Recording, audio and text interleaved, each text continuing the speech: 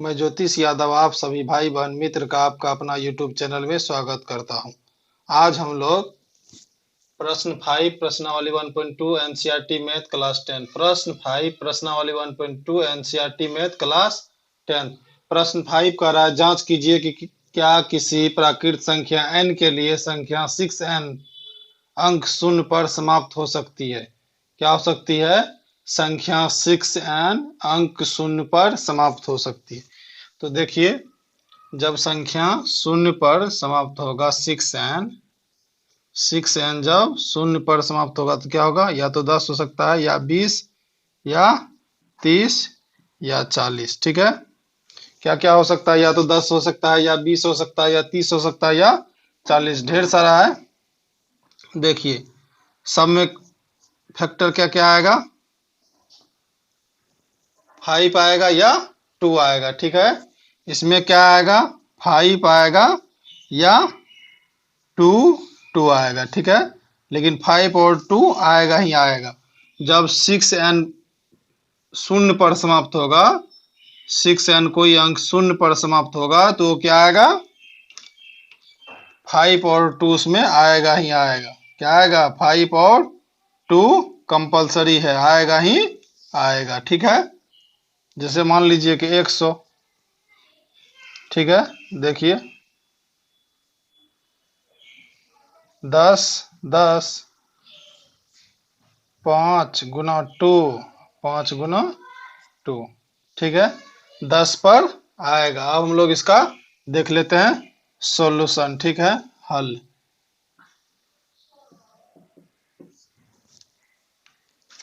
चलिए इसको थोड़ा साइड में कर लेते हैं।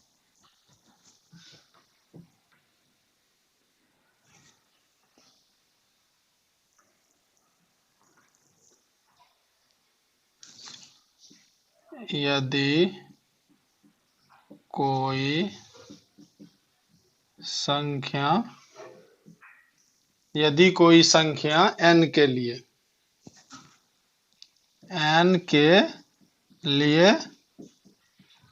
यदि कोई संख्या n के लिए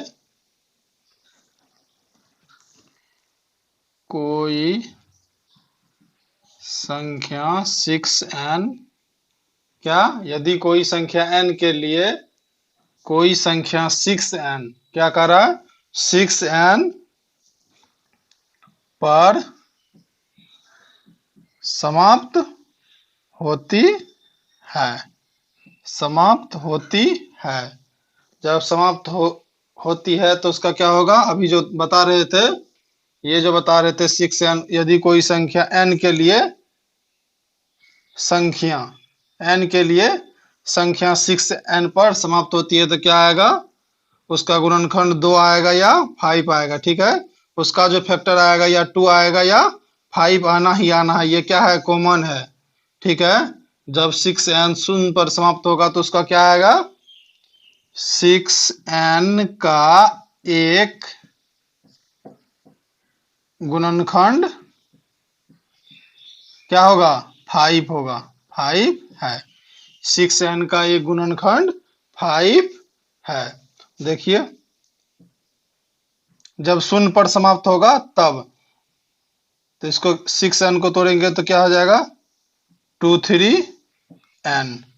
23n, इसको हम लिख सकते हैं 2n गुना 3n। ठीक है, लेकिन यहां हो क्या रहा है? 6n में क्या है? 2 तो है लेकिन 5 है ही नहीं। 2 है लेकिन 5 है ही नहीं। 2 है लेकिन 5 है ही नहीं।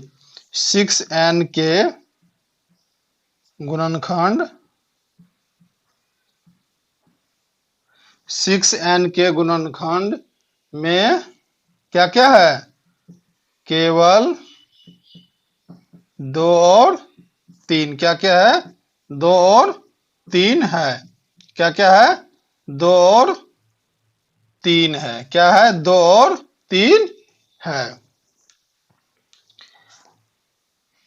2 और 3 है।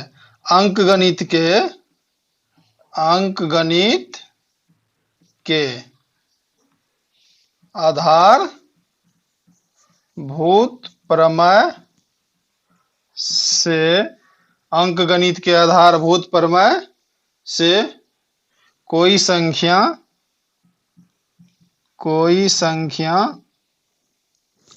अंक गणित के आधारभूत प्रमेय से कोई संख्या 6n क्या होगा, शून्य पर समाप्त नहीं होती है, शून्य पर समाप्त नहीं होती है। यही हम लोगों को क्या कह रहा था, प्रूव्ड करने। क्या करने कर रहा था, प्रूव्ड करने।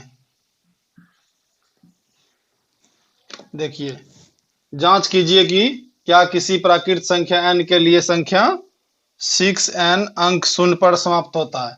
अभी हम लोग चेक किए, जब 6n पे समाप्त होगा, शून्य रहेगा, या तो 2 आएगा या 5, लेकिन यहाँ आ क्या रहा है हम लोगों का, 2 और 3।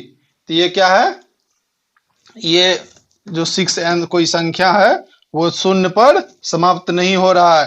अंक गणित के आधारभूत प्रमेय से कोई संख्या 6n पर शून्य पर समाप्त नहीं होती है। ठीक है, ये हम लोगों का सवाल प्रश्न 5 बनके तैयार है। अगर वीडियो अच्छा लगा हो तो ज्यादा से ज्यादा शेयर करिए, क्योंकि ज्ञान बांटने से ही ज्ञान बढ़ता है। जितना शेयर करिएगा मेरा भी हौसला उतना बढ़ेगा। आज के लिए इतना ही, धन्यवाद।